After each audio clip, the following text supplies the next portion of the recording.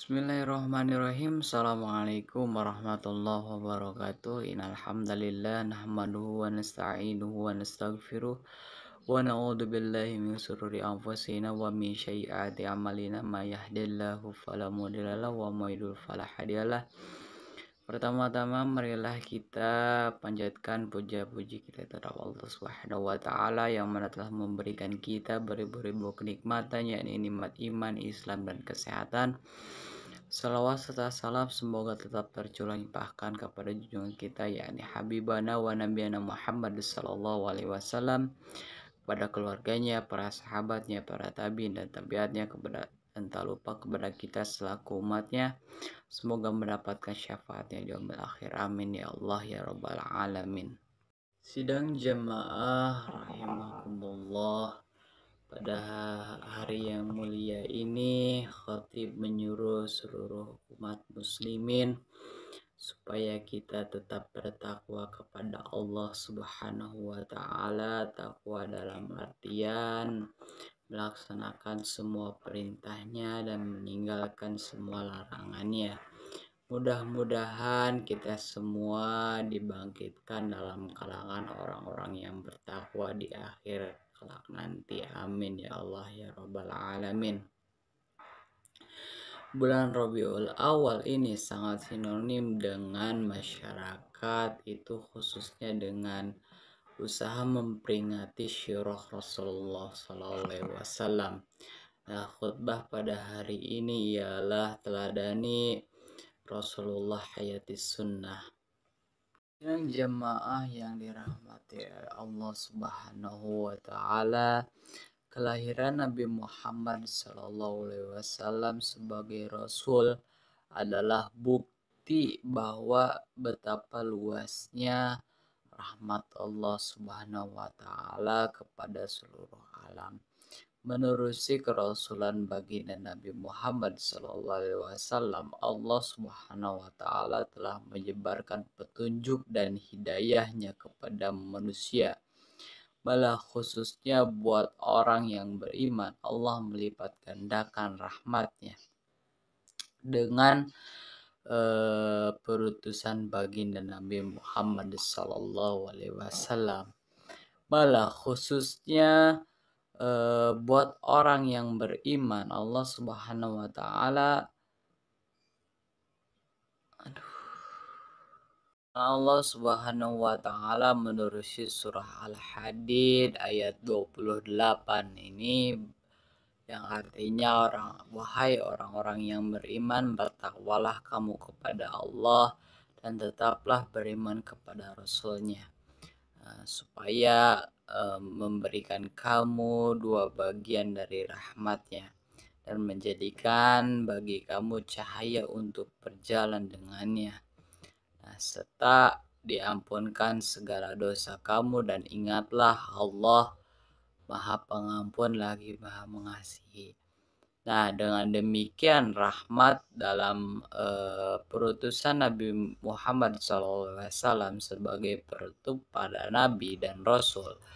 Apa yang datang dari sisi baginda sama dengan sudut pandang akidah, amalan syariat dan pedoman akhlak adalah berasaskan bimbingan wahyu ilahi yang wajib kita patuhi dan teladani.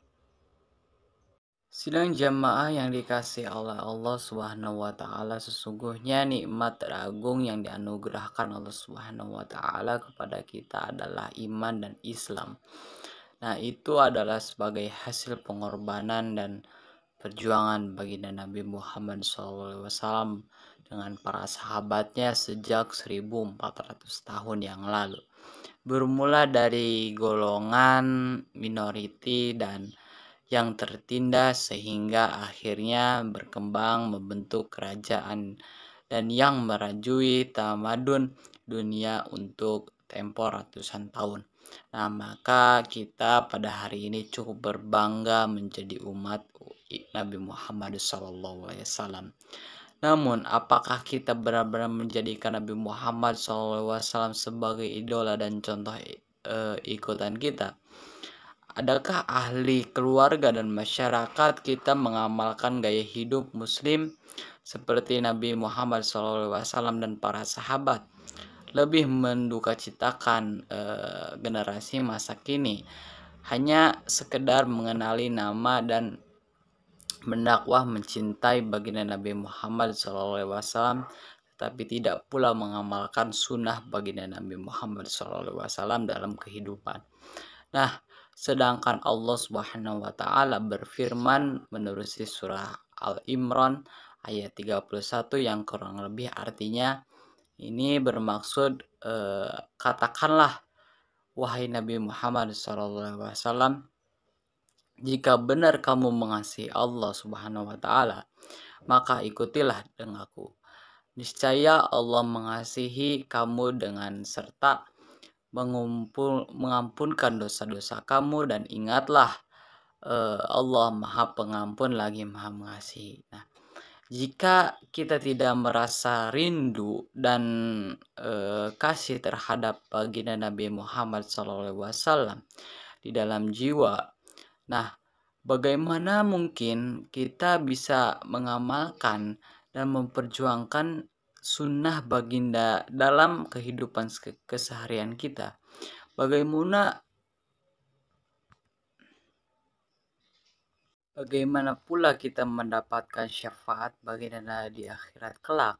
Ingatlah kecintaan kepada baginda Nabi Muhammad SAW bukan sekedar menzahirkan kemarahan apabila baginda dihina atau sunnahnya dipermainkan.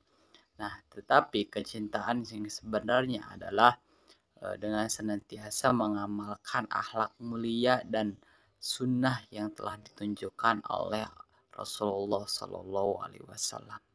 Hadirin yang muslimin yang dimuliakan oleh Allah Subhanahu wa taala, sebagai seorang rasul yang membawa rahmat dalam pergaulan sehari-hari, baginda tidak pernah mencerca, mengutuk, menghina, melaknat golongan yang bukan Islam.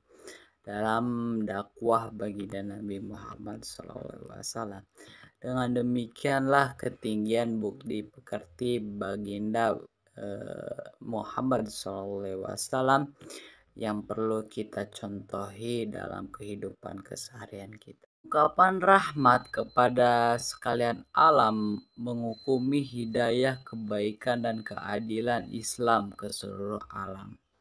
Makhluk akan merasai kesempurnaan rahmat ini tanpa ada sesuatu pun yang tersisih daripada limpahan kasih tersebut. Sadarlah betapa usaha-usaha menyatupadukan warga negara Indonesia yang berbilang kaum dan agama bukanlah semata-mata tanggung jawab pemerintah.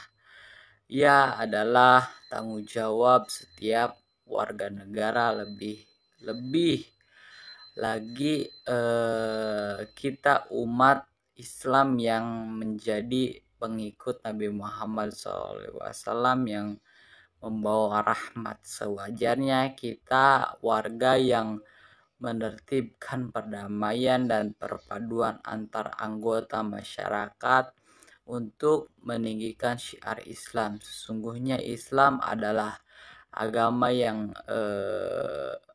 lurus dan agung yang sewajarnya senantiasa dipelihara keindahannya oleh setiap muslim. Dan hadirin yang dikasihi oleh Allah Subhanahu wa taala, kesimpulan yang dapat diambil dari khutbah hari ini ialah, pertama, kita hendaklah bersyukur dengan anugerah Islam dan iman hasil pengorbanan Nabi Muhammad SAW dalam menyebarkan ajaran Islam.